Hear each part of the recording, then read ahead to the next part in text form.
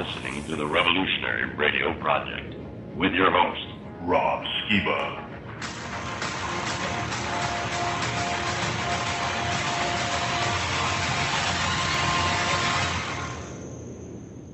Hello and welcome to the Revolutionary Radio Project. I am your host, Rob Skiba, and tonight we're going to continue dealing with a topic that may just be the mother that gave birth to the motherlode of all conspiracies. That, of course, being the flat Earth controversy that I've been covering for a number of months now, actually. I can't believe I've been doing a series since April, I guess. But my guest tonight is somebody that I was actually surprised that he jumped on the bandwagon too, and I happened to catch a couple of his radio broadcasts and saw that he was looking into it and was taking a pretty firm stance on it. My guest is Zen Garcia. He's the webmaster of the truth-seeking network called FallenAngels.tv, whose motto is, "The seeker of lost paradise may seem a fool to those who have never sought the other worlds." He also hosts a show on Revolution Radio, not to be confused with the Revolutionary Radio Project, also on Wednesday nights from 8 to 10 p.m. Eastern on Studio B.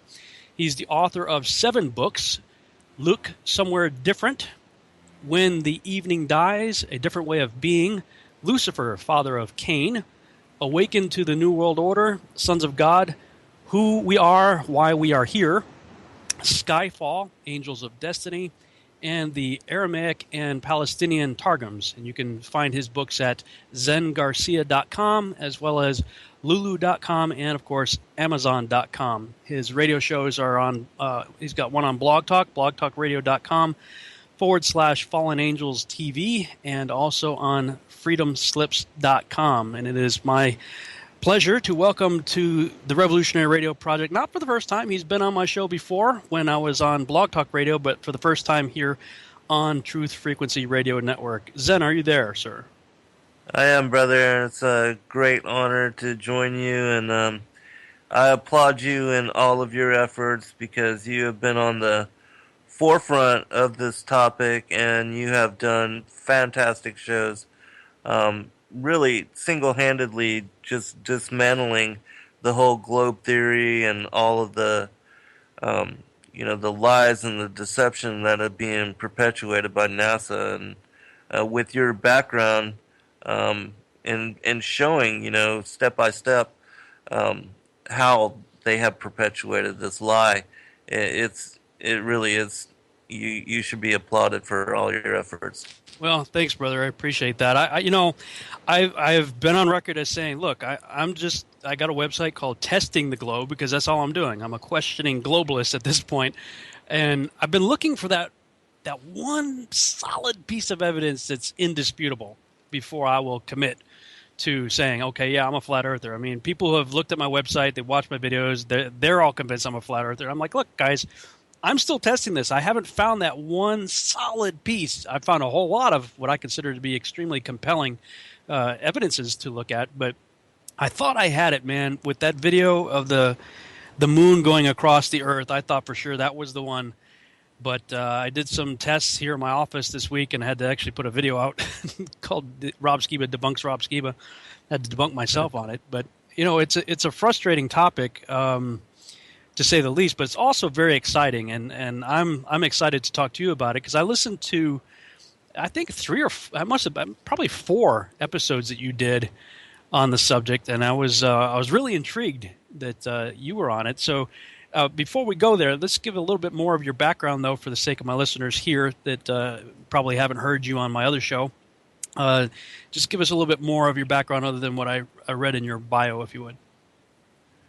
Well, I've been seeking truth ever since I was young, and when I was 24 years old, I acquired a disability that really gave me the time to study and look at scriptures in a way that I never had prior. And up until that point, I had been involved in reading much of what is the New Age and Sumerian mythology and all the Zecharia Sitchin books, and I was involved in shamanism at the time and doing sweat lodges and things of that nature. But I was brought full circle back to the scriptures, read them again with new eyes, started reading all of the extra biblical, extra canonical texts, everything that I could get my hands on. And you know, the internet was new at that time, and all you had to do was type in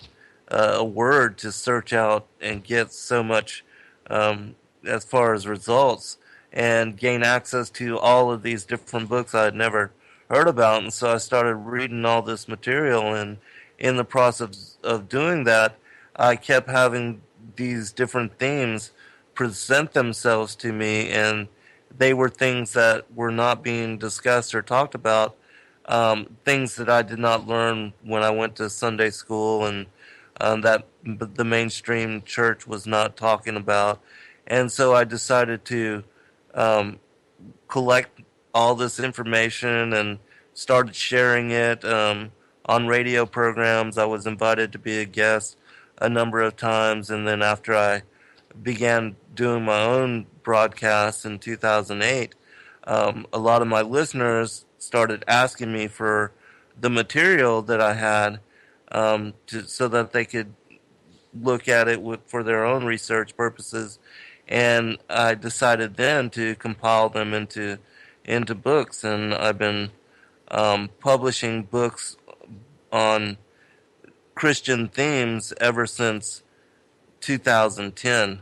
And I basically woke up to the New World Order and the whole conspiracy side of reality after the events of 9/11. I think it was 2004 that I really started digging deep into all of what you can find on the internet, and realized that the official story had been a lie, and that what we were being told was not based on truth, that much of what was being pushed as the official story was propaganda.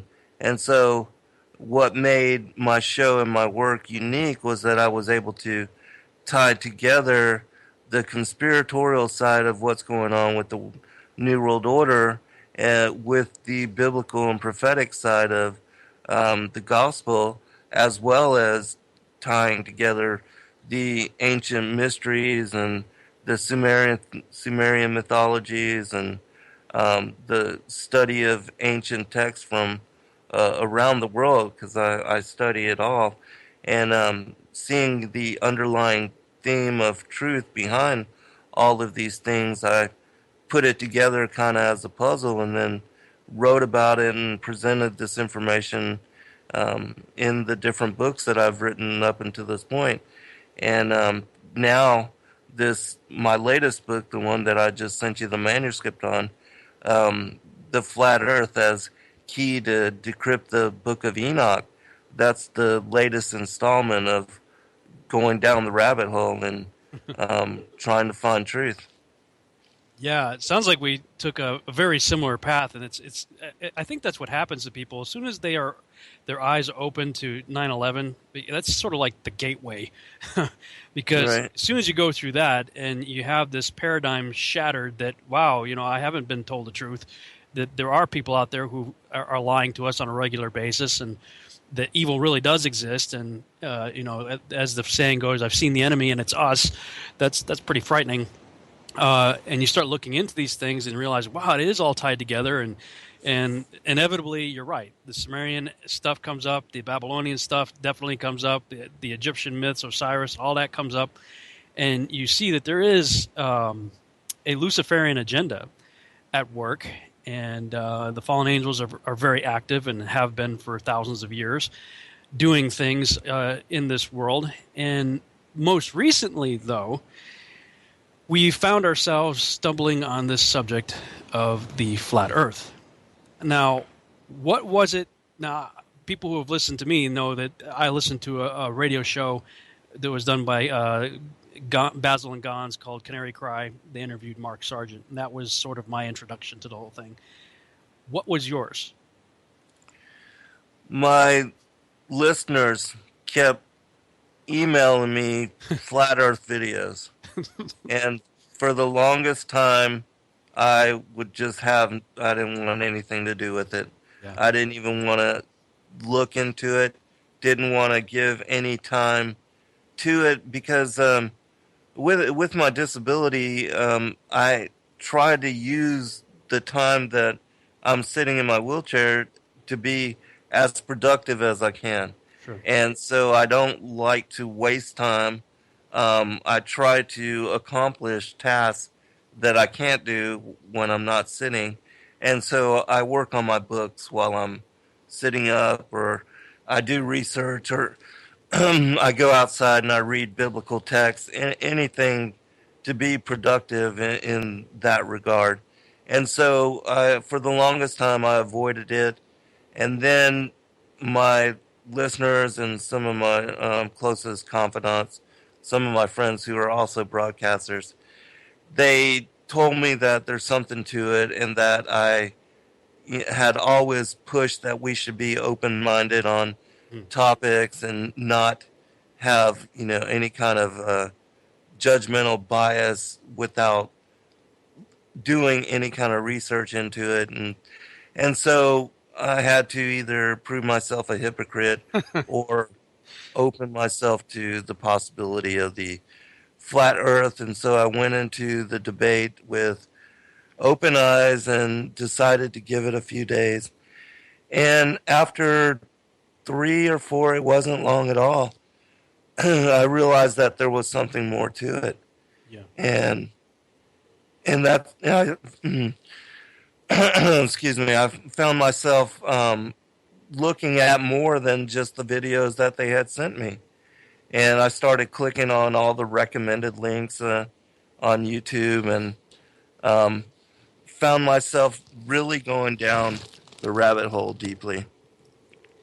Yeah, I remember listening to the show where you sort of just kind of came out. I was like, you know what, this is what the evidence is showing, and I've got to take a look at it. And like you, I've built my entire ministry on saying that the Bible is the source of truth, and that we can take it literally.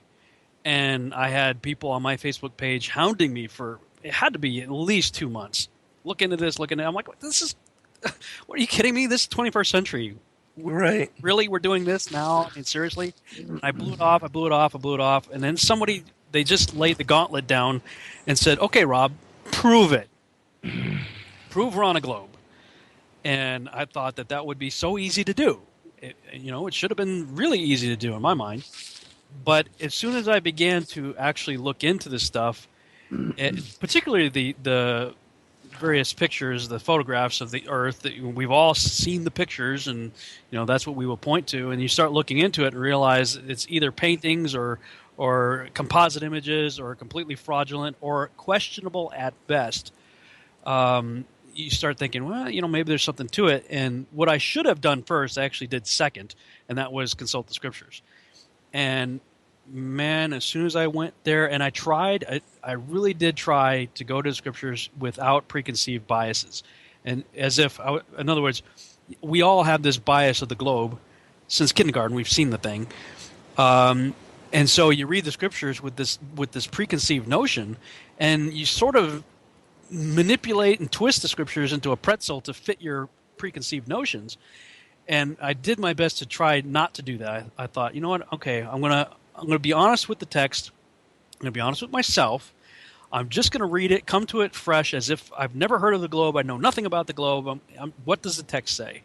And brother, when I did that, I was stuck at that point, because I'm like, from Genesis to Revelation, it's a flat Earth book. Yeah, it absolutely is, and I did the same thing as you. Instead of referring to the scriptures first, I looked at the NASA material, and having discovered that, they basically faked that they had seen the Earth as a globe using the lunar module window, and other deceptions. And when I realized that they were trying to trick us into believing a certain way, well, after that, of course, I went to started looking at the scriptures, and also the same thing as when you went to the beach and you were looking at the horizon Yeah.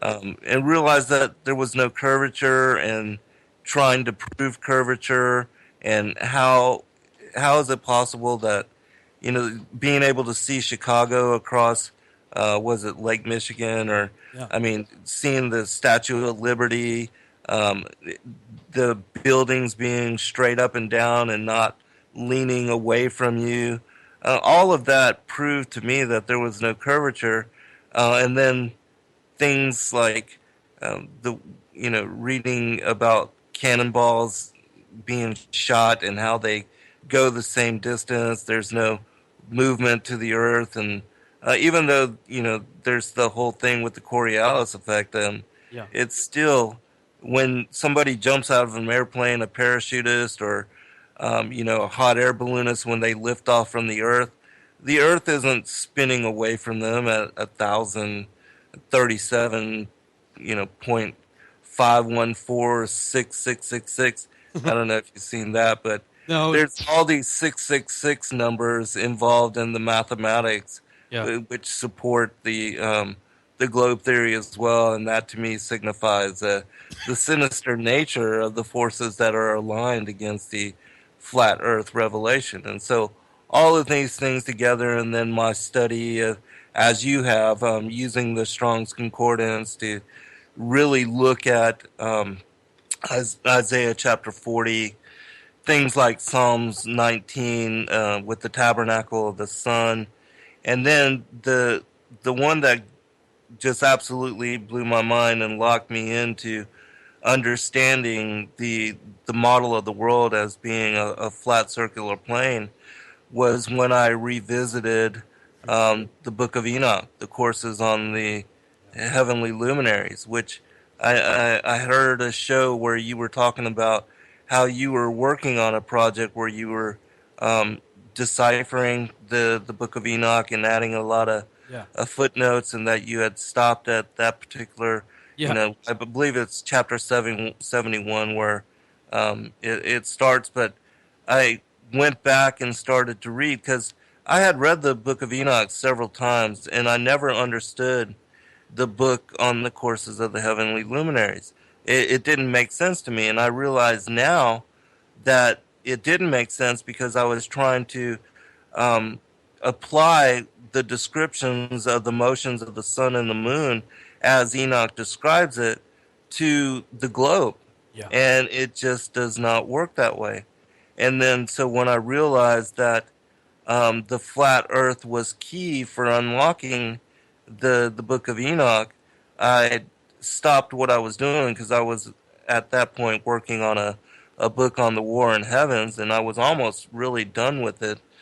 But when I realized that the flat earth was the key for unlocking the Book of Enoch, and that the reason people did not understand his description of the motions of the sun was because we were trying to apply it to the globe, the whole model of the globe, that's when I began working on the book that I just released. I published it yesterday on Rosh Hashanah, but and so that's the manuscript that I sent to you, and this is the only way to make sense of what Enoch is describing.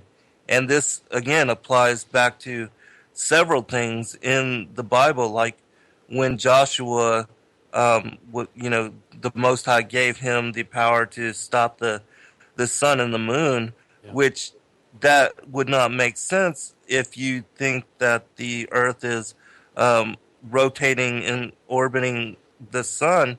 Why wouldn't Joshua demand or command the earth and the moon to stop in their motion? Why would he command the sun and the moon if it's the earth that is spinning that keeps the sun from going down at sunset? And the same thing with the Book of Enoch. Why would Enoch spend all these chapters describing the motion of the sun and the moon and not the earth and the moon? Because there's 0 chapters describing the motion of the earth. And, when you understand that it's the sun and the moon which rotate and revolve above the circle of the earth, then all of that completely makes sense. And then it makes complete sense why Joshua was given the power by the Most High to stop the sun and the moon, because it would be the stopping the sun in its mid-revolution that keeps it from leaving, reaching the vanishing point and, disappearing for the day. And so all of those things made sense when I applied the flat earth to the study of the book on the courses of the heavenly luminary. They say in real estate that the key to real estate, is location, location, location, right? And I have heard it said that when it comes to biblical hermeneutics, studying the scriptures, it's context, context, context. You have to. The only way you can truly understand the scriptures, or really anything, is what's the context. And it is clear, crystal clear to me, that the context that the entire ancient Near East, at least, if not the entire world, whatever shape it may be, the context from which they operated was in the context of the snow globe model, basically, the circular Earth under a dome.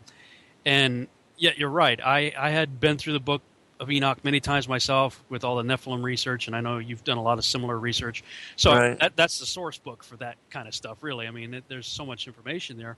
But same thing, as soon as you get to about chapter 72, and it starts describing not just the course of the sun and moon, but all the heavenly luminaries and just the setup of the Earth itself, when you're stuck in a sort of a Carl Sagan, Stephen Hawking view of the cosmos, and none of that makes any sense.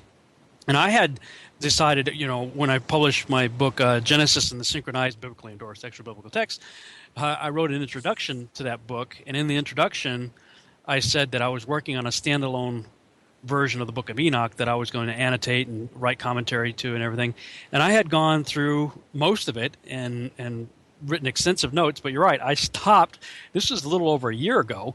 I stopped at chapter 71. I dog-eared the page, put it aside. I got sidetracked with some other work. And then when I started looking into this flat earth thing, I did the same thing you said. I said, I'm going to go back and look at the Book of Enoch again. And I opened it up, dog-eared chapter 72, the book of the courses of the heavenly luminaries. And I'm like, I just started laughing because I had just made that video of showing the course of the sun and moon over the disk of the Earth using Stellarium, which it took me days to figure out how to get it to do what I wanted it to do. But I was convinced that if I put my location in Antarctica and played around with the camera settings in the various view modes, that I would be able to depict the sun and moon going overhead in its full cycle. And I picked Antarctica because I figured that would be what I really wanted to do was see, where it talks. People always say, they have times where the sun never goes down and times where it's always dark, so I wanted to see it in the software. But an unexpected side effect of that little test was it perfectly illustrated how the sun and moon go over the Earth. And we're back on the Revolutionary Radio Project. I am your host, Rob Skiba, and tonight my guest is Zen Garcia. We're talking about the Flat Earth controversy, and we're going to be getting into his new book, The Flat Earth as Key to Decrypt the Book of Enoch. And right before the break, we were talking about how we both had decided to go back and revisit that book. And wow, I mean, as you do, and if you put aside the preconceived notions of the spinning heliocentric globe model in an ever-expanding universe, the Book of Enoch really comes alive. And what really got me, Zen, is when I got to chapter 89, and that's where you're in the prophetic dream of Enoch, where he has sort of this animal farm style dream, and he basically goes from like creation right to the end of everything, right through the millennial reign and all of it. And in that chapter, as he's describing the way the flood happened, he's talking about that he looked up and he saw the lofty roof. In verse 2, he says, "And again I raised mine eyes toward heaven, and saw a lofty roof with 7 water torrents thereon, and those torrents flowed with much water into an enclosure." And again, I saw again, and behold, fountains were opened on the surface of that great enclosure, and that water began to swell and rise upon the surface. And I saw that enclosure till its surface was covered with water. And he goes on to describe an enclosure that has a roof, that has openings through which the windows of heaven were open, and water came through and filled up the bathtub, basically causing the flood. And when I got to, again, I opened the page, I had dog-eared at chapter 71, I opened 72, it starts to make a lot more sense, the sun and moon going over the earth. I seem to confirm it with Stellarium, and then I read chapter 89, and I'm like, man, Enoch is a slam dunk for the flat earthers.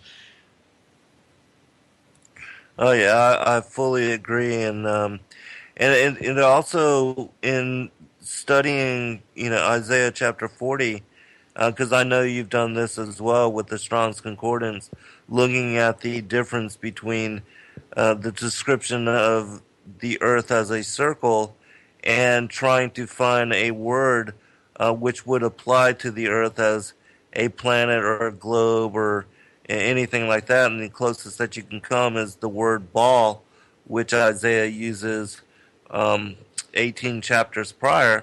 It lets you know. And then the description of the earth as the foundation and the heavens being spread, the firmament being spread as a curtain above it, it fully ties in with what you were just saying. I mean, the circle of the earth is the floor, and the canopy or the globe, the dome-like, the covering, the curtain spread above it, it fits exactly with what you're talking about. And the description of the world together, the foundation of the earth and the heavens, the firmament spread above it as a tabernacle or a tent, that makes sense with the order of creation in Genesis, because if you think about it, prior, if you try to apply the order of creation to the earth spinning in orbit around the sun,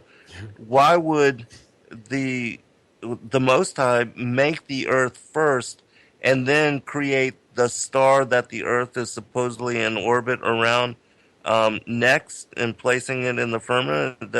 That doesn't make sense. But when you understand that the earth is the foundation for the heavenly luminaries and that the firmament is spread above it, then that completely makes sense. Yeah, the Isaiah 40:22 thing, I have to admit, for as recently as this past December, I was teaching the spinning heliocentric globe model idea, the canopy theory, as it was called, with the Earth as a ball had a canopy of ice around it, and that was the firmament. But again, when I go back to the scriptures without preconceived notions, I saw things that I had read it. I can't tell you how many times I've read it and quoted it and used it in presentations. But in Genesis 1, it tells you that it put that God put the sun, moon, and stars in the firmament on day 4, and not outside it and around it. And it's like it just leapt off the page. I'm like, how many times have I read this and didn't see it? And yet I taught a paradigm that forced a view of that text to say that the sun, moon, and stars were outside of the firmament, and that the firmament was this ice canopy thing. And that's what Kent Hovind teaches. That's what Carl Baugh teaches. That's what a lot of creationists teach. That's what I taught. But that's not what the scriptures say. And when I've talked to people about this, especially Christians who don't want to go down this path, they'll all throw out Isaiah 40:22. But what struck me is if you go back one verse prior to verse 21, Isaiah 40:21 says, "Have you not known? Have you not heard? Hath it not been told to you from the beginning," i.e. Genesis? "Have you not understood from the foundations of the earth? It is he that sitteth upon the circle of the earth, and the inhabitants thereof are as grasshoppers, that stretch out the heavens as a curtain and spread them out as a tent to dwell in." In other words, he starts that famous verse that everybody uses by encouraging the reader to go back to Genesis. He's asking, right, haven't you read it? Haven't you seen it? Haven't you been taught about it? And I'm going, wow, and you're right. Isaiah, of all the guys in the Bible, he's the only guy, at least in the King James, who uses the word for ball, but he doesn't use it to describe the earth. He uses it in 22:18. And the other thing about 40:22 that's problematic is it says he stretches out the heavens like a curtain and as a tent. Now, what ancient tent? Because you got to put yourself in the context. We talked context earlier of Isaiah. What ancient, Bedouin style tent goes all the way around you, under your feet, and everywhere?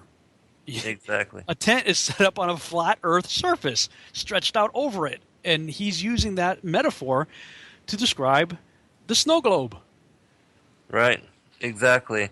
And there were three other things. Because when I finally embraced the flat Earth and started really studying the Bible, and I covered this in the new book that I just released. But there were three other things. One in Daniel, where Nebuchadnezzar describes seeing a tree growing up from the midst of the earth and reaching to the heavens, and he says that the tree is that it's able to be seen from every end of the earth. And then the other one is when Yeshua is taken up by Satan and showed all the kingdoms of the world, taken to an exceedingly high mountain, and he's offered all of these kingdoms if he would just bow in worship before him. And then the other one where he returns for his second coming, and like lightning is seen, every eye, it says in Revelation and in Matthew 24, that every eye shall see him. Well, all of that I really didn't even think about it, but when you try to apply that to the earth as a globe, it doesn't make sense, because a tree or even a mountain, how would you see all of the kingdoms of the world? Because at some portion of the earth would be on the other side if we were living on a globe. And even with his returning, even in the clouds with all of the saints, some portion of the earth, the people on some portion of the earth, just would not see him. But if you apply those three things to the flat earth and to those events and their occurrence with that kind of a premise, then they absolutely fit and make sense, and also align with what Isaiah refers to in chapter 40, and also with what Enoch describes and talks about in the courses on the heavenly luminaries. Yeah, like I said earlier, from Genesis to Revelation, man, the whole thing is flat Earth. Because, like Absolutely. you said, when you start off in Genesis, like Isaiah said, haven't you heard? Haven't you seen? Right. And then you get to Revelation, and you're right. I mean, so much of Revelation now really comes alive for me as I'm looking at this stuff. I mean, and the other thing that struck me about looking at the Bible from a flat Earth perspective is all the prophecies. I mean, Isaiah talked about it, Jesus talked about it, Peter talks about it, John talks about it, that the stars are going to fall to Earth. It's all the stars of heaven are going to fall to Earth like figs. Well, in our normal cosmological worldview that we're taught in school, that's very problematic and, in fact, impossible. Right. But if we're in a snow globe, then the stars are not what monkey man science is trying to tell us they are. They have to be something different. Now, I know what I believe the stars are. What's your take on the stars in the snow globe? What do you believe they are, and how far away do you think they are? Well, I know, but just by looking at the sun, when you watch it going down in the clouds at sunset, or like if you watch a video of a weather balloon being sent up to, how they're doing that lately, to trying to determine the horizon, what the horizon looks like. Well, you see the hot spot when it gets really high up. You'll see the hot spot of the sun reflected off of the cloud bank. Yeah. And that, to me, designates that the sun is a lot closer. Definitely not 92,960,000 miles away. And also with the way that it descends through the clouds, with the varying degrees, the angles of the sun's rays, they spread out in a fan-like kind of spectrum at all different angles. And if the sun was 93 million miles away and of such immensity that 109 Earths could be spread across the breadth of its diameter, then all of the sun's rays would hit the Earth parallel to one another, and there would be no deviation to the angle of it's being cascade on the Earth, and so that to me means that it's a lot closer than what we are told. And I also cover in my book how Enoch describes the sun moving through the six gates of heaven, which are spread from the Tropic of Capricorn to the Tropic of Cancer, and that it takes 6 months for it to travel in slow daily revolution up and down between the Tropic of Cancer and the Tropic of Capricorn. This to me also designates that the sun has to be much smaller than the breadth of that distance. And if you look up the degree as far as latitude, it equals like 69 miles for every 1 degree.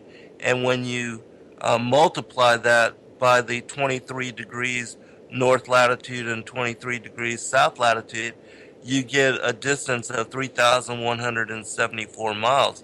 And so the sun has to be smaller than that 3,174 mile distance. And another thing, as far as since we're talking about sunsets, as far as curvature, when you're out on a beach and you're watching sunset and you see the sun going down, most people will be able to relate to this experience.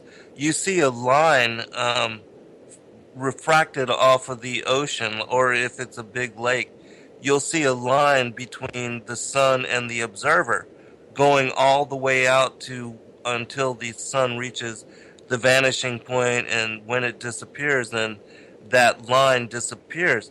But before then, you will see a line going all the way out from the feet of the observer all the way out to the point where the sun seems to set on the horizon. That to me signifies that between the observer and the sun, the earth is completely flat, that there's no curvature, because if there were, you would never be able to see the sun reaching all the way to you, and in that, reflecting in that as a line between you and the sun. If there were curvature, that line would be broken somewhere between you and the sun. Yeah, this is there's a number of websites popping up, or not so much websites, but blogs and whatnot popping up on websites where various Christian authors, apologetics types are out there trying to debunk all this stuff that we're talking about. And inevitably, they always seem to point to Eratosthenes and his grand experiment of seeing the shadow, Syene and Alexandria, a longer shadow of the obelisks and whatnot.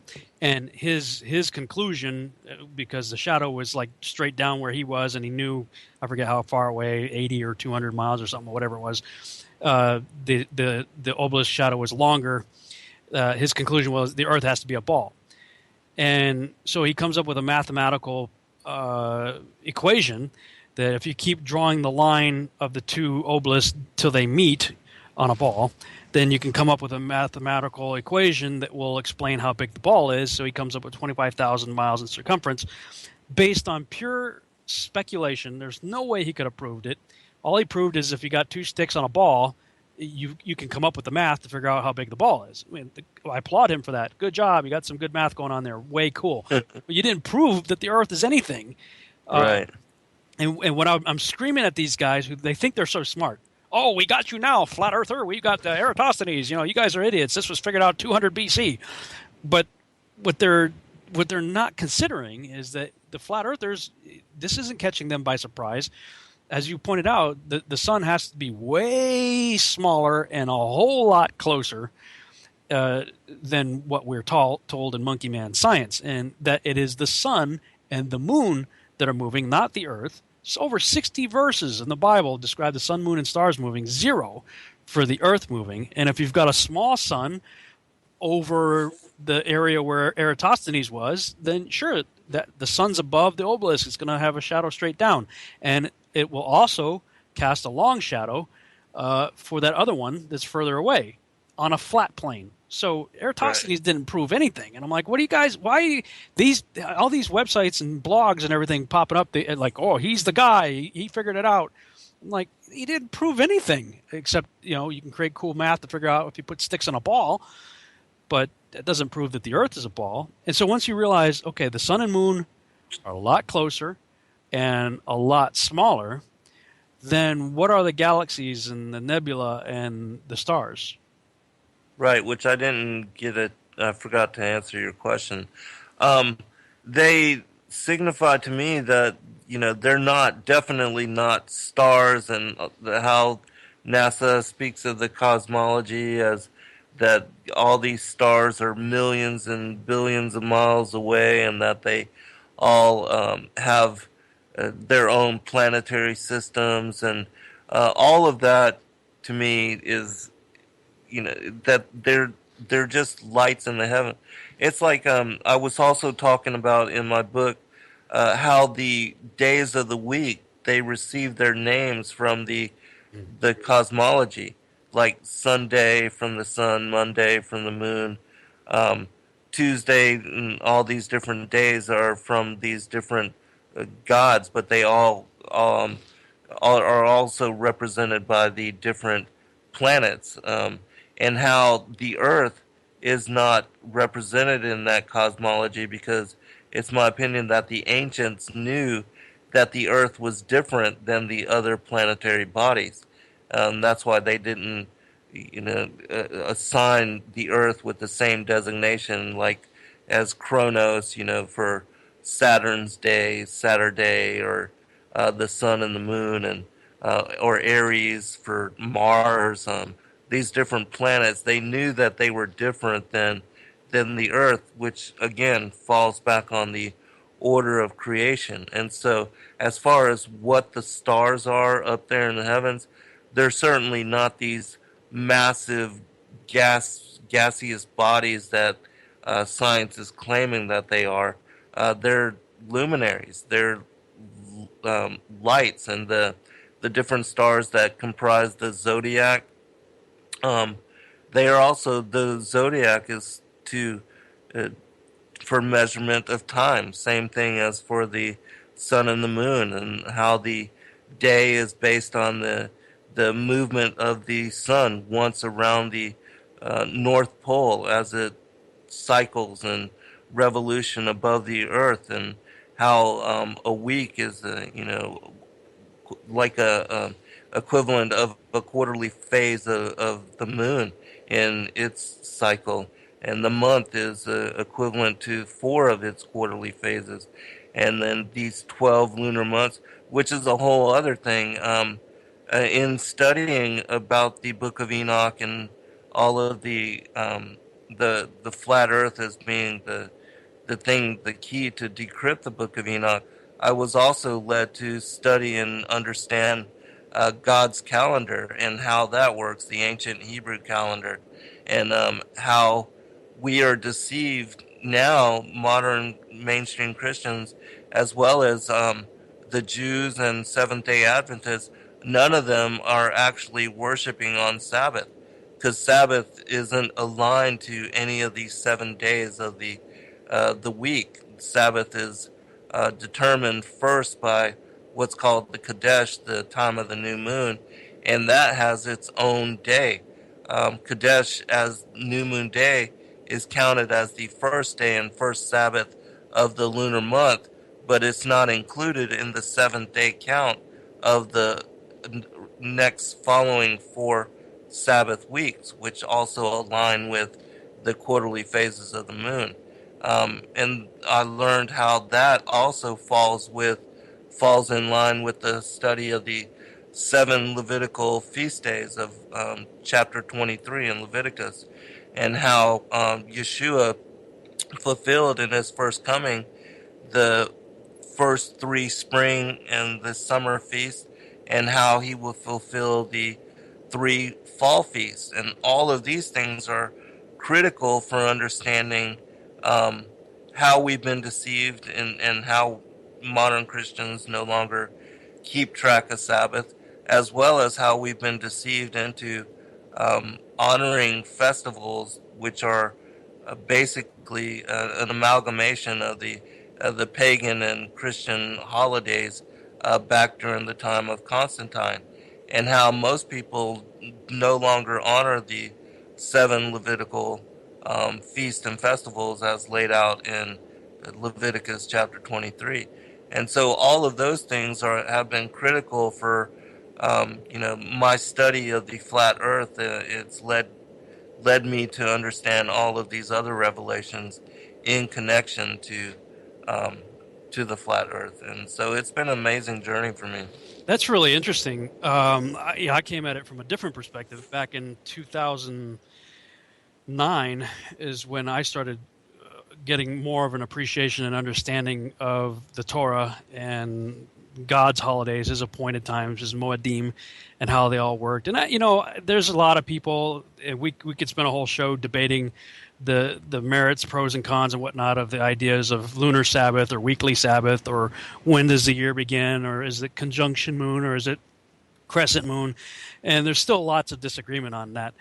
But what I find intriguing about the whole thing is like there's this convergence of these themes and ideas that were off everybody's radar 5 years ago. I mean, who was thinking about any of this stuff? And right, Mark Biltz was the one that sort of put the blood moon tetrad thing on the map for everybody to start considering, and the fact that they were lining up on the Lord's feast days. Although I will say this, they only line up on the feast days if you go by the conjunction. Again, this is one of those situations where people differ. If the year and the month starts with a conjunction, then yeah, the tetrads are landing on the feast days. If, however, you believe that the years and months begin with the first sliver of the new moon, then they don't line up. But I just find it interesting that all of these subjects seem to be converging. Like, you came at it, I'm looking at the flat Earth, and all of a sudden, wow, look at the Moedim, the appointed times of God. This is interesting. Look at the Sabbath and all this. I came at it here. Wow, look at the Sabbath. Look at the feast. This is cool. I'm going to get rid of Christmas and Easter. Oh, wow, look at flat Earth. I'm just questioning, going, okay, Lord, what are you doing? Like, why? I mean, I understand getting out of Babylon and getting rid of the what I now call the beast feasts, Christmas and Easter and all that stuff, and getting on God's page. Right. With his Moedim, I get that, but I'm like, okay, Lord, why is it that for the most part, for 500 years, most people have believed in the spinning heliocentric globe, but now here we are in the 21st century of all time, of all things, having this discussion. And what intrigued me was that flat Earth seems to be intimately connected with this whole idea of climate change. Or climate chaos, according to the French foreign minister. And if you question anything to do with climate change, you must be a flat earther, i.e. you must be a stupid, ignorant moron. So I'm just, as I look at things, and I know I've heard you say it too, we're all having to reconsider all of our old material, because how does the Anunnaki play into this? How does Planet X play into this? How does all this other stuff, the secret NASA program with the alien bases on the other side of the moon, and all this other rabbit trails that we've been intrigued with, we now kind of have to reevaluate with this new understanding, assuming this is true. And I've been praying like crazy, like, Lord, why is this convergence of ideas happening at this juncture, at this day and time? Yeah, that's I've been going through the whole same thing in my mind, and all the questions that you just brought up, the quandaries, the conundrums in connection to, NASA and the secret Apollo missions and the Anunnaki, Planet X, all of that. Yeah, I'm having to reconsider all of it, and I'm still undecided on a lot of it. I'm still, because like you, I've only been on the study of the flat Earth for, I think, since maybe July. And hold that thought. Well, we'll pick it up. Yeah. Yep. Hello and welcome back to the Revolutionary Radio Project. I am your host, Rob Skiba. We're going into the second hour of this broadcast. I'm talking with my guest, Zen Garcia, about his new book. and we're discussing the topic of the flat Earth. And right before the break, we were saying how both of us have traveled down similar paths of research, looking into things like the secret space program and alleged moon bases on the other side, and Apollo 18, and some of the other missions that we weren't told about, supposedly finding aliens out there. And how does all this new revelation fit in with things like the Great Pyramid and Planet X, Nibiru, the Anunnaki, all that stuff? I really don't. I don't know. I just did a whole teaching back in December on the Great Pyramid, and in that teaching, I was showing how various measurements of the Great Pyramid seem to clearly illustrate a globe.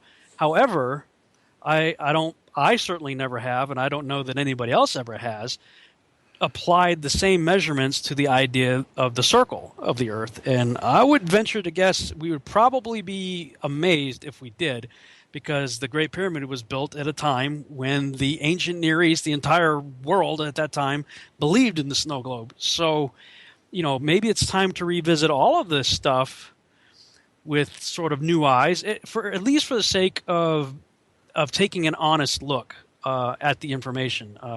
Condemnation before investigation is the height of ignorance. So where's the harm in looking into it? That's sort of my position on it right now. But I'm actually quite intrigued to go back to a lot of my old research and see, okay, I did all this with the preconceived idea of a spinning heliocentric globe. What would happen if I looked at it from a stationary, and by the way, I am, while I'm still questioning the globe, I'm not questioning heliocentricity and geocentricity anymore. I'm going to say I'm about at least 99% sure that this place is not moving. Geocentricity, I am sold on geocentricity. But if geocentricity is true, then just about everything else starts to fall apart, because everything that we're taught in the standard model is based on heliocentricity. So if that crumbles, then I think we got to go back to the drawing board on everything. What do you think? I absolutely agree, and I think it's that we should reassess and relook at a lot of the stuff that we were assimilated into believing when we were children, and so much of what we take for granted, and giving NASA the benefit of the doubt when they are purposely deceiving us, and they've been busted so many times doing so. I mean, just in the number of programs that you've done in covering how they have lied to us, basically photoshopping the Earth, putting it into pictures of these supposed Apollo missions to the moon, and how so many, there's even a picture of the lunar module landing for the first time on the moon. I mean, how is that possible if that's the first time? The camera crew up first.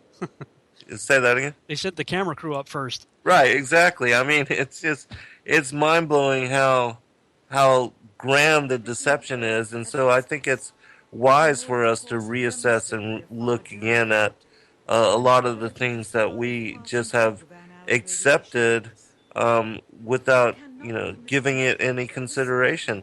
And it's the same thing with the Book of Enoch, because looking at it with new eyes and applying the flat Earth model to it, it helped me to understand the whole text on the courses of the heavenly luminaries, whereas before I was unable to make any sense of it at all. But I'll give you an example.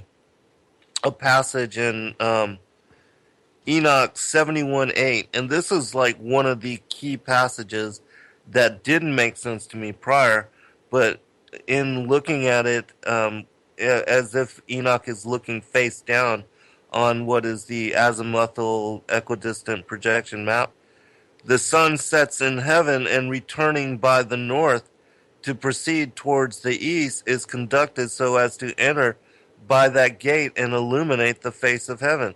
So here Enoch is describing the sun taking a circular trajectory and rotating in revolution above the earth. But when you try to apply that passage to the globe, it's like, huh?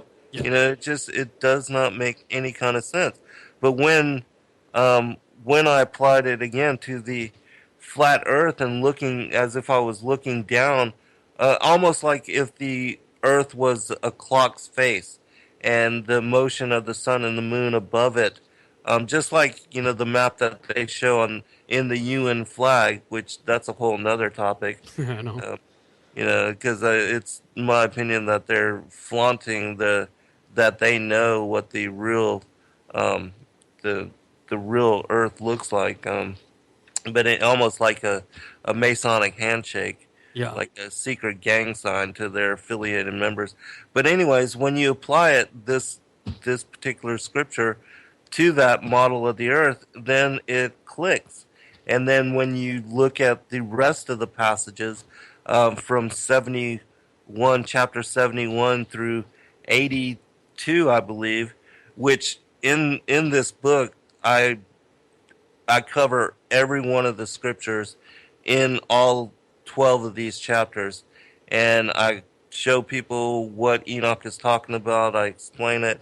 There's photo, illustrations so that people can understand what he's referring to, and help people to understand even the six gates, because he's talking about the distance between the Tropic of Cancer and the Tropic of Capricorn, and how it moves back and forth, and how every month there's a 30-day window that it moves from one gate to the other, and then that there are 4 days where it takes the sun 1 day to either cross over the equator, or having reached the Tropic of Cancer or Tropic of Capricorn, to reverse course and return in the opposite direction, just like what you showed with how you were able to get the Stellarium to, as it applies to, circling above the face of the Earth. And so all of those things, it's a fascinating discovery, and that's why I stopped the work that I was doing in that book on the War in Heaven and began working on this book, because I felt like with so much interest now, so many people being led to look at this particular study, that nobody had relayed what Enoch was talking about in describing the motions of the sun. There's a lot of people that allude to his description of the motions of the moon, but I couldn't find any books or any particular web pages that talked about his description of the motions of the sun. And the reason being is because we're all trying to process his vision according to the heliocentric model, which you can't make sense of it when you're trying to apply it in that way. Yeah.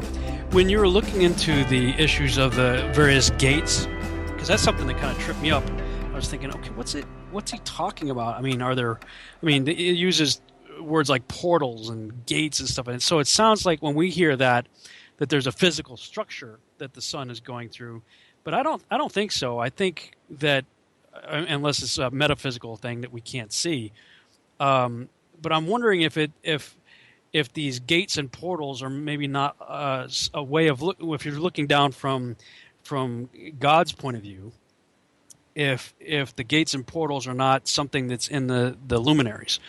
In other words, the constellations, we would call the constellations, the sun's in Virgo or the sun's in this or whatever, the various houses of the zodiac, people refer to the sun being in those houses.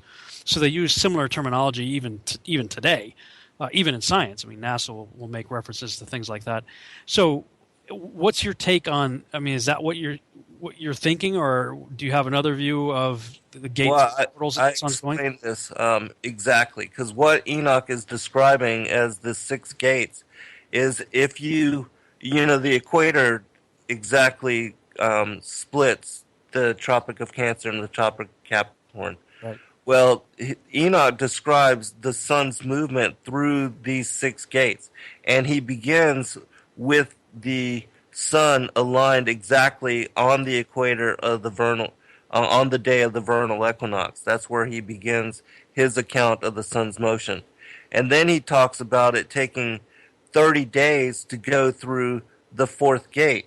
Well, if you look at the distance between the Tropic of Capricorn and the Tropic of Cancer, the first three gates are from the Tropic of Capricorn. The first gate, second gate, and third gate reaches the equator. And then the fourth, fifth, and sixth gate are above the equator. And so he will talk about how it takes the sun 30 days to go through each one of these gates. And just as you saw when you applied the movement of the sun according to the Stellarium, the sun moves 30 days through the fourth gate, 30 days through the fifth gate, and then 31 days it will reach the Tropic of Cancer for the summer solstice. And it spends that one extra day reaching culmination at the summer solstice, and then reversing course will begin to descend back through the sixth gate, the fifth gate, and the fourth gate until reaching the equator on the autumnal equinox. And then it descends through the third gate, the second gate, and the first gate, and on reaching the first gate, that will be winter solstice. And then it reverses course and goes back up through the first, second, and third gate until reaching the equator again. And so that the gates, what are they? I mean, is it just a it's just a distance. Each one of the gates is the equivalent of 30 days. What takes the sun 30 revolutions, it takes the sun 30 revolutions, 30 days, rotations to go through one of the gates. It's not that it's, a portal that it goes through it on this side and it comes out on the other side. Right. It's just a measure of distance that divides the distance between the Tropic of Cancer and the Tropic of Capricorn. And so when you understand it this way, as I explained in my book, he talks about, he breaks down the equivalent of the proportion between day and night for each one of these gates. And the equivalent is 18 units. And so when the sun is directly on the equator, it divides day and night by 9 units, which equals to like 11.9999 hours. Basically, all you have to do is divide 24 hours by 18, and you'll see that it equates to 1.33333 hours. And so it changes as the sun climbs through the gates or descends through the gates. It will increase its proportion by 1.3333 hours as it goes through each one of the gates. And so the 6 gates just apply to its movement over the course of a year between the Tropic of Cancer and the Tropic of Capricorn.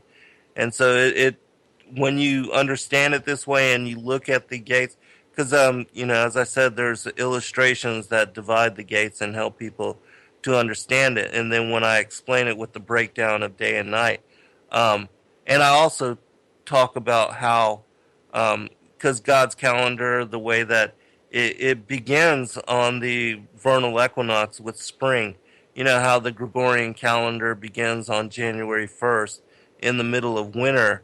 That's not how it's lined up. The progression of the seasons is spring, summer, fall, and then winter, as is described by Enoch, which he begins on the vernal equinox, and on the vernal equinox, that's the first day of spring, and then it goes through the 3 months until reaching summer solstice, and summer solstice is the first day of summer, and then as it falls back towards the autumnal equinox, that's the first day of fall, and then as it arrives to the winter solstice, that's the first day of winter, and that's the progression of the year according to God's calendar.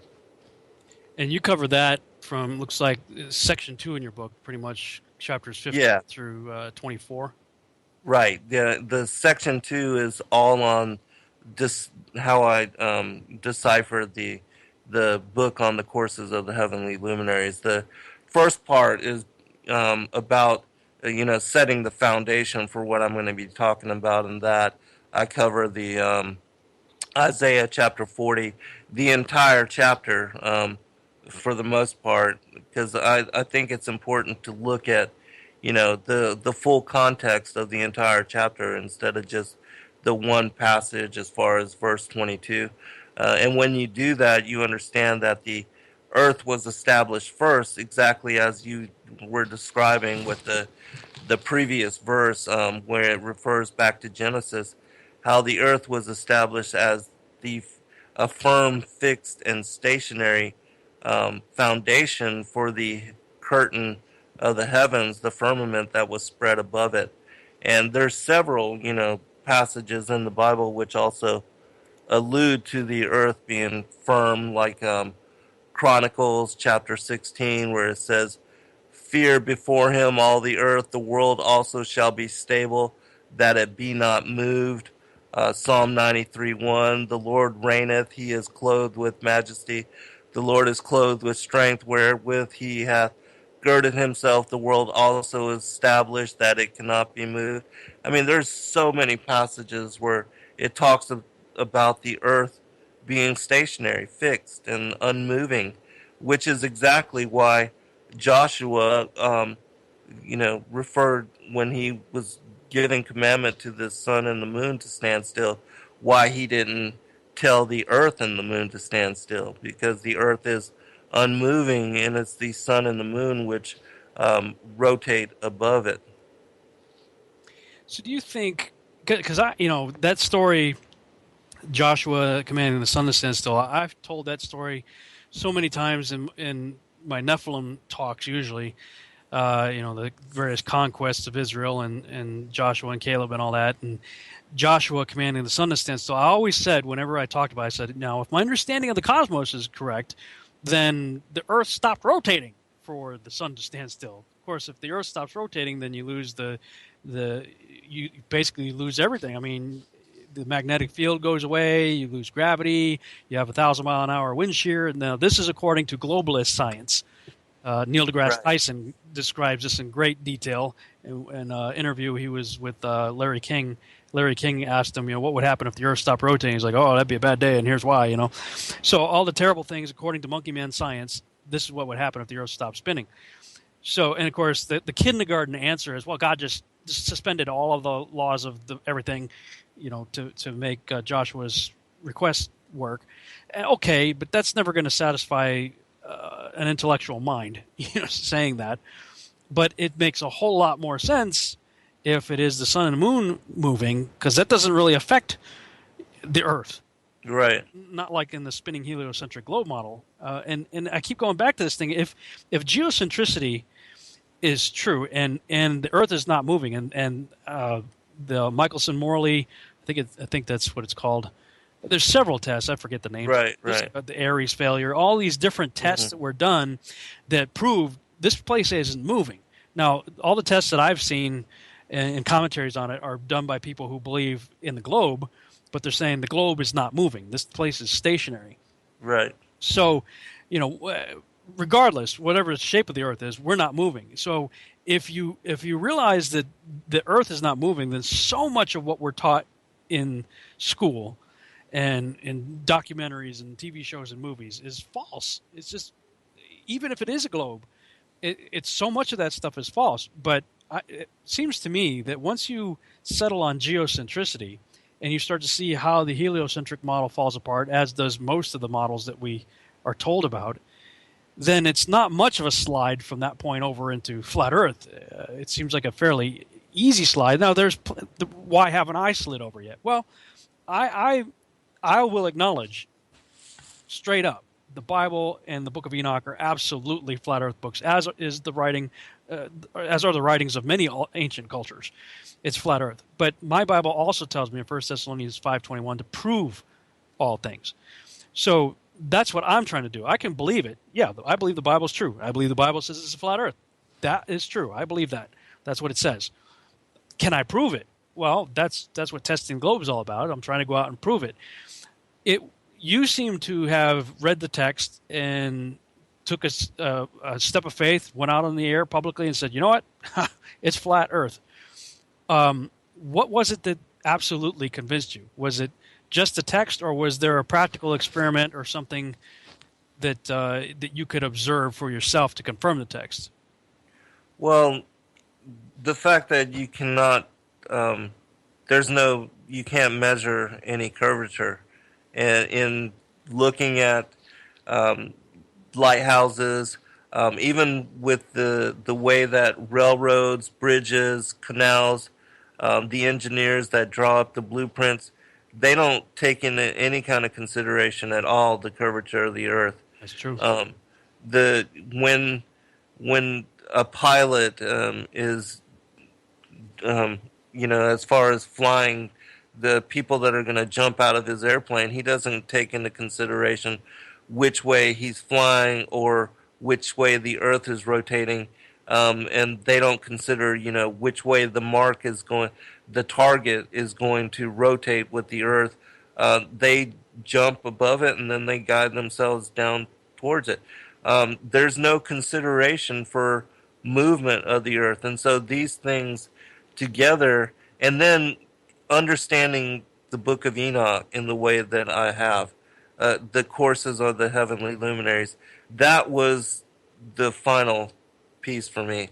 And then also, you've seen the video that I've done on where I found the Bible code on which is related to the flat Earth and how. Explain that for my listeners. Okay, sure.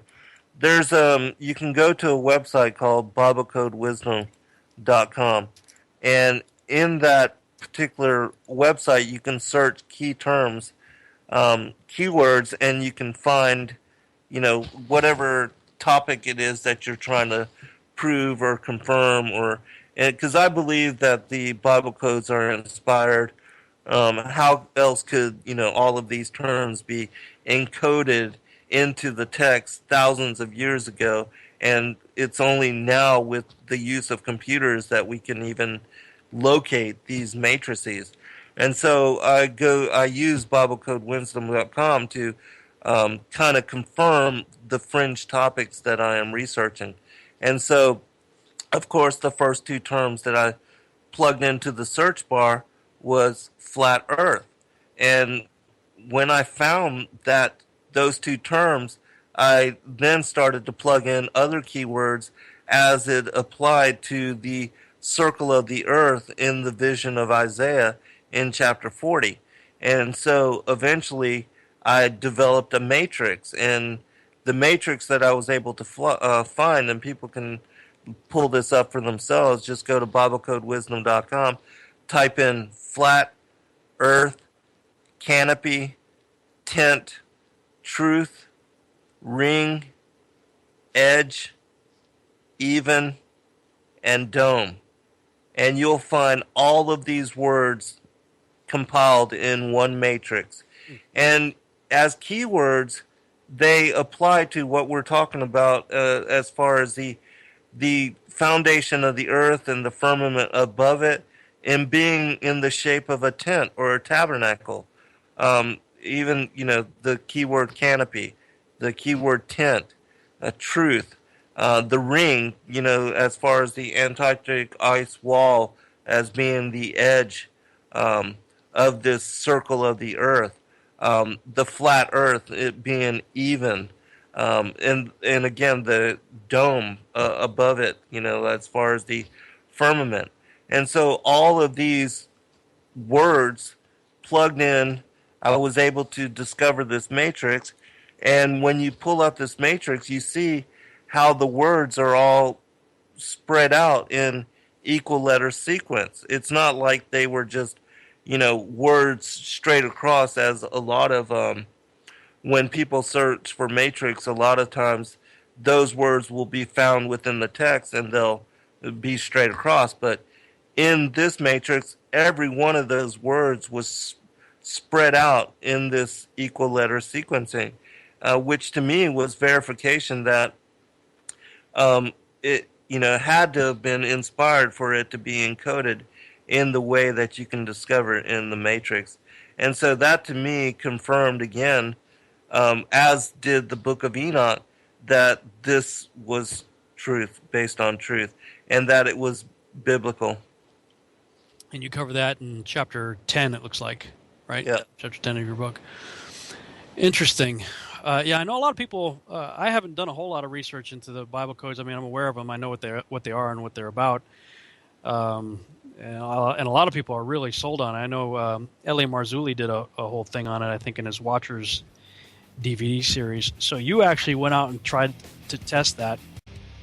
And we're back on the Revolutionary Radio Project. I am your host, Rob Skiba. For this final half-hour segment, I'm talking with my guest, Zen Garcia, about his new book called The Flat Earth as Key to Decrypt the Book of Enoch. And right before the break, we were discussing chapter 10 of the book, where Zen was telling us that he had looked up various keywords related to flat Earth and all that in the Bible codes at BibleCodeWisdom.com. Yeah, it's that's something that, like I said, I haven't really studied that much. I mean, I'm aware of it. I know how it works, but it's not something I've really dabbled with. But it is interesting. You said you plugged this stuff in there, and it seemed to confirm it, huh? Right. People can do it for themselves, and that wasn't the only matrix. Because you're only allowed to enter so many characters into the search bar. I had discovered so many terms that I began a second matrix, and the second one is flat Earth, fixed disk, ring with ends. And so, this was a second confirming matrix on the flat Earth, so it was indeed encoded within the text. And as I said, people can go there, type the keywords that I gave related to these matrices, and pull them up for yourself and look at them. And it also, when you do that, it tells you what portion of the text the matrix is found overlaid. And so it's an interesting way to, in my opinion, to confirm whether some kind of fringe topic like what we're talking about as far as the flat Earth, whether it is indeed found encoded within the text in this manner. Well, I mean, just a plain reading of the text, it's not even encoded. It's like, here it is, Earth's flat, set on pillars, right, under a dome. But if you really need confirmation, go check out the codes. I mean, it's right there. But I appreciate something you said, though. Go do it for yourself. Yes. I've got people on Facebook messaging me, this guy's wrong about this, he's wrong about that, whatever. He shouldn't be teaching if, you can't get this right or whatever. My whole thing is like, look, guys, the Holy Spirit is your teacher. Zen Garcia is not your teacher. I'm not your teacher. Your favorite pastor is not your teacher. Your favorite scholar is not your teacher. All of us are out there doing the best we can with the information that we have, trying to figure stuff out. But we are told to prove all things by the scriptures and to test all the spirits, by the word of God, and to pray and let the Holy Spirit be your guide. It's the Holy Spirit that leads you to all truth. In the meantime, my feeling is, because I have plenty of guests on here, and we don't all agree on everything, but if we agree that Yeshua, Jesus Christ, is the way, the truth, and the life, and no one comes to the Father except through him, then you're my brother, you're my sister. If we can agree on that, awesome. The rest of it, let's talk about it. Let's discuss it. But, anybody listening to this broadcast, look, don't look at me as your source for truth. Don't look at Zen or any of the other people who have been on the show or any other show. Listen to the information and go look it up for yourself. Test it for yourself. I think you would agree with that. Absolutely. And I think that Proverbs 18, he that answereth the matter before he heareth it, it is a falling a shame unto him. And just as you said, we are to look and to prove and to test it for ourselves. Don't believe anybody else on as far as being an authority on the scriptures, but go and look and see if that's what it says according to your own research and your own study. Because in what I have discovered in my experience is that the scriptures read meaningless until people have the eyes to see, the ears to hear, and the mind to understand. And that until you do, we just don't understand the revelations and the things that have been there all along. Just like what we were talking about with Joshua. As far as the sun and the moon standing still. When you look at that passage, also there were no repercussions to the earth when the moon and the sun were stopped in mid-revolution above the earth. There were no repercussions. There were no giant tsunamis, no massive tornadoes, no earthquakes, and anything that was noticeable that was mentioned within the text, which also shows that, because as you said, if the earth were spinning around the sun and all of a sudden it were to just stop in mid-motion, there'd be massive tidal waves, tsunamis, the whole portions of the earth inundated. The polar cap may have slipped or shifted in some way. Who knows? I mean, there would have been huge repercussions in my opinion, to something like that occurring. But with the sun and the moon being of much smaller proportion than the earth, and the earth being the foundation for the heavenly luminaries, this is further confirmation that the sun and the moon move above the earth. Which, another thing as far as science, because they're trying to say that the earth, the whole heliocentric model, and that the earth is spinning in orbit around the sun, they also say that the moon spins in similar counterclockwise fashion, when Enoch references that both the sun and moon spin clockwise above the earth. But because they're trying to hold on to this heliocentric model, they say that the moon is in synchronous rotation with the earth, and that's why it appears that it is unmoving as it goes through its quarterly phases.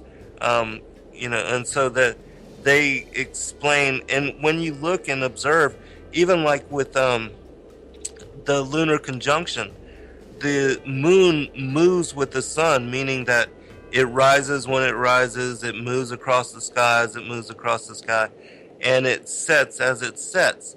If it were moving in the opposite direction, then it would only be invisible and being unable to be seen for a very short time, as it passed over the sun, or the sun blocked it out. But once they spread apart in their circuits, then the moon would be visible, and it would never hold the similar cycle of going through its phases as we are able to see and observe with our own eyes. So, in the last 20 minutes we have left, what is your take on all of this? Do you think that this is, let's say it is absolutely proven that the Earth is still circular, flat, set on pillars under a dome? If that's the case, it seems to me that this is the Great Deception. If this is not the Great Deception, I shudder to think of what could be, because this is so huge. Right. Do you think I'm coming to the conclusion? I'll just tell you what I think. I am coming to the conclusion that as the more I look into this, and people are like, well, what about the Clark Belt? What about this? What about that? I mean, look, there's a lot of questions I don't have the answers to.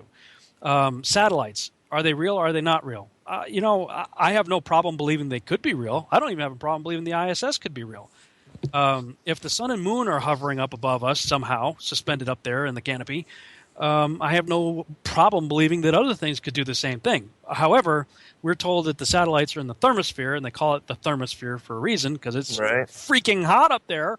And we were told on 9/11, we started the show talking about 9/11, that 3 buildings basically melted or weakened, the steel weakened at temperatures of jet fuel, and in an hour collapse into a pile of ash in their own footprint. So if 3 skyscraper buildings can basically melt with what, 1,800 degrees of jet fuel. You got to explain to me how aluminum satellites are hanging up there in 5,000 degree temperatures for years and decades in some cases. I can't figure that one out. But yeah, there are a lot of questions I don't have the answers to. I have a lot of the yeah buts too. But the more I look into this, and everybody wants to write off the Chicago skyline and a lot of these other things as it's a mirage, it's an optical illusion. I'm sorry, I'm not that stupid. I don't buy it. And if I was up there, I would rent a boat and I would drive across on a clear day. I would point my camera at the skyline that I could see from one end, 60 miles away, and I would drive right to it and keep the camera on the city. So if you're out there, if you live on the other side of Lake Michigan, the other side of Chicago, if you're listening to the broadcast, please do this test. Go out there and do it. Because if it's a mirage, then when you're driving out towards it, it'll magically disappear, and then you'll see the city roll up over the ball into view. But if it's not a mirage, if it's really the city that you're seeing 60 miles away, then as you're taking your little boat across, it's just going to get bigger. And I have a feeling that's what's going to happen, because every test that I have either done myself or have seen others do testing the horizon, they're seeing stuff that mathematically it's impossible. You should not be able to see. So for me, this is not a cut and dry case for the globe or flat Earth. There are a lot of variables, there are a lot of what ifs, there are a lot of things that many of us don't understand. But I think this discussion is healthy. And to get back to the question, in your view, could this be that great deception that we were warned is coming? I absolutely believe that it is part of that strong delusion and I think I heard you say it, that even the very elect, because the very elect are absolutely deceived on this issue. Yes. And still, even though I believe the Book of Enoch and the Bible codes confirm that we live on a flat earth and that it's a flat circular plane and that the earth does not move, there's still, I'm only, since July into this and having written this book, there's still a lot of questions and a lot of things that I'm trying to discover and get answer upon. Same thing with the satellites. My whole conclusion on that is the thermosphere and the temperatures that they say that are up there, as far as being up there in the thermosphere. Satellites could not survive being suspended in those kind of temperatures, and so that makes me wonder as to whether satellites are even real or not. Because according to those temperatures, the way that they are made, they would not be able to survive, not for long at all. Being a very pliable material and made of gold, because gold is used to refract the sun's rays and the radiation and protect instruments and solar panels. You know how sensitive those are.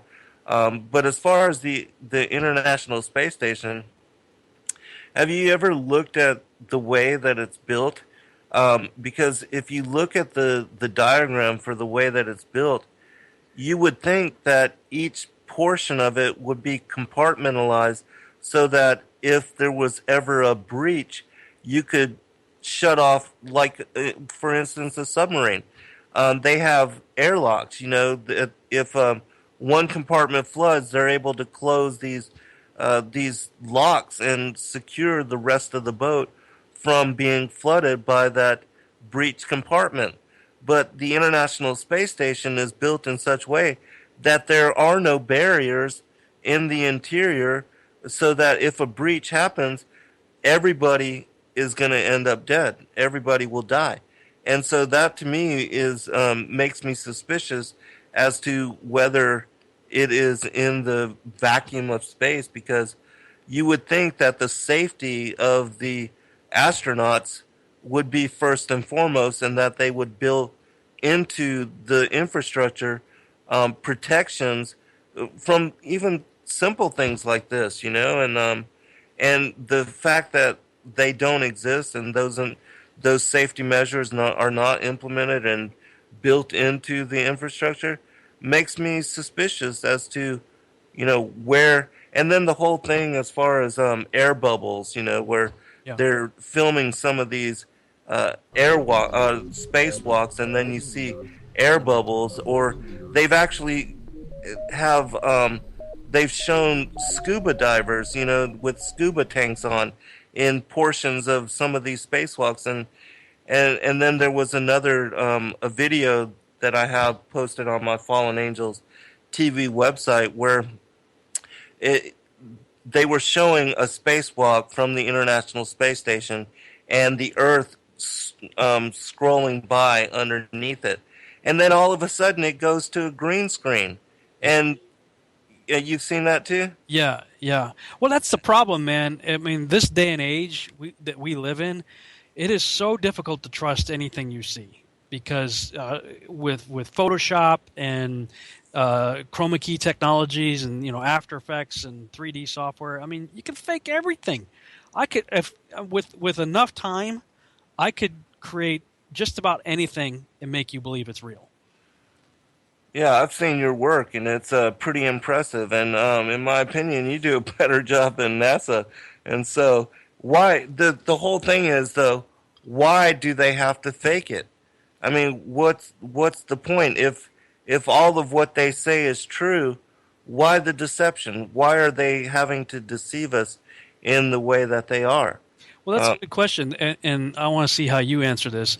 Because one of the things that people say all the time, one of their knee-jerk reactions is, "Well, what's the motive? Why would they lie to us about all this?" So, what's your take on it? Why would NASA, the governments of the world, and whatnot, why would they be, if the Earth really is flat, why lie and give us pictures of a globe? Well, I think the reason that they are perpetuating this as being the mother of all conspiracies is because science, they're able to. Because they have these PhD degrees and so many people respect their professional opinions, that they are able to separate people from belief in intelligent design. And if you can make the Earth just another one of those random circumstances, just another one of those planets that happens to be in the Goldilocks zone, and that's the whole reason why life evolved into being, then you can get people to believe that it's all just random and that there's no grand creator behind the intelligent design of it. And look at how many people have bought into that we have evolved of apes, or that there's some missing link out there. And another part of the strong delusion, in my opinion, is the whole premise that they're establishing with the Ancient Alien series now, that the missing link is that we were genetically created from the ancient aliens mating with some one of our ape ancestors, and that's why we've not been able to discover this missing link. And look at how many people, I mean, this is what they're teaching in high schools and elementary and in colleges, and look at how many people have bought into this. How many scientists are atheists and have no belief in God at all and no belief in a creator, and they are fully ready to bow down to these ancient aliens as our creators and our benefactors, and that they're the ones that are going to come and save us and restore the earth to harmony. And so that, in my opinion, is also part of the strong delusion, and it also, if you can, because we know they worship Lucifer as the sun god and as the light bearer, and these Freemasonic secret societies that they worship Lucifer and they worship the sun god, and the heliocentric model. It has the sun as the foremost, as the predominant entity of the supposed solar system. And the Earth is demoted to just being one of its 9 subjective planets. And so all of that is similar to their demoting of God and their exalting of Lucifer as the Antichrist. And that the heliocentric model is basically the New World Order. It's Satan saying, I will exalt myself above the sides of the north. I will be like the Most High. And the United Nations flag, just like with in time of war, when an enemy is vanquished, they will raise the flag to signify their defeat and their control, their conquest over them. And the United Nations being the seat of the New World Order, that's exactly what they did when they raised the flag depicting the flat earth. They're basically laughing at the world. Oh, we're teaching them heliocentricity, but we know the truth.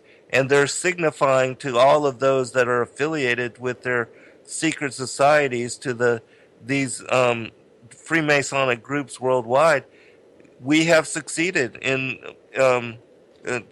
bringing forth Pike's vision. The whole 3 world wars to bring on a one world order, the establishment of a one world government, and this is setting the premise for the one world religion, one world government, one world people, all of that they are trying to do in order to bring forth the Antichrist to reign over it all.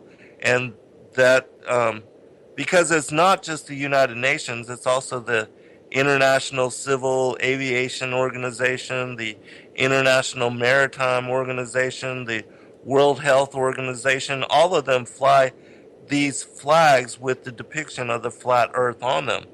And so it's just their way of saying to their members, their secretive groups, we have succeeded in conquest, we control these different groups, and because they bear our flag, and it's their way of laughing at us at the same time that they're showing that the flat earth is occult knowledge. Yeah, when I did a Facebook note a while back called Probably Just a Coincidence, and I was showing that, first of all, I started off with the Gleason New Standard Map of the World, 1892, which is the flat earth map, but at the top of it, it says scientifically and practically correct as it is. And you're like, I mean, this is an official new standard map of the world, 1892, and showing the flat earth map. And as you said, all those organizations have that same logo. The one that really caught my attention, though, was the United Nations Business Partnership patch. This is like a international business organization of some sort. The patch has the letters UN over the UN flag logo, the flat earth map, and right below it, it says, "We believe." Interesting. No, I hadn't even seen that. I'll send you a link to that note. It's like, come on, really? I mean, if they're trying to avoid a conspiracy, they're not helping with the logos and titles like, Operation High Jump and Fishbowl, Operation Fishbowl, and right. I just think this is a worthy topic to look into. Congratulations on beating most of us to the punch and getting a book out. I'm still working on mine, but and thank you, by the way, for sending me the first manuscript. And this is the first interview you've had on it, right? Right. Yeah, absolutely. And I appreciate you allowing me, because I really respect your work and I respect your open-mindedness, and I applaud your efforts. And I think it's wise for you to be cautious, to not jump to any conclusions, but to take your time on these matters and to really, explore every angle of the discussion. And in interviewing people like myself, and I know that you've shared this same kind of conversation with many others, I think that all of that is setting a precedence for many people that had never even wanted to, never even opened themselves to the possibility of discussing these topics, and that you're doing a great service to the kingdom, because it is my belief that this is absolutely biblical. I share that belief for sure. It is absolutely biblical. The challenge is proving it, and you know what? I'm going to continue on this quest. I would encourage everybody else out there to continue on this quest, and one of the ways they can do so is checking out your new book. And where can they contact you? Where can they get the book if they want to know more? Just go to zengarcia.com and click on the contact us. It'll give you my email address. Let me know that you're interested in it. I'm changing just a couple things, adding just a couple things. So give it a week, and you can go to lulu.com because that's where it'll be published. I'm published through Tate, and I'm going to give them a chance to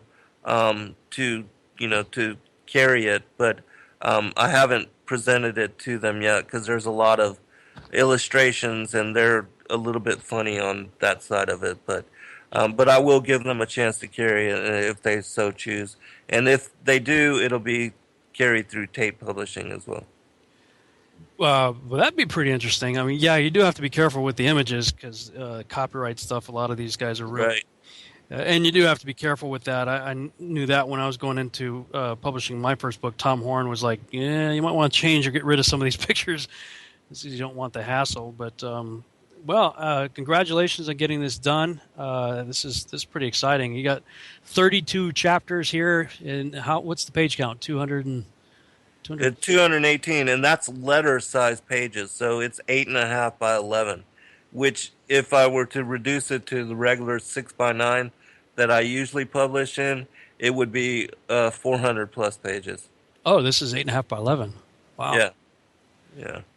All right. Well, very cool. And we got about 2 minutes left. Anything you want to say to our audience before we close out tonight? Well, I just think it's important to be open-minded to topics that you don't understand and to not immediately jump to conclusions. All right. But to explore the possibilities. Right on. Thank you guys for listening. Video project. Good night, everybody.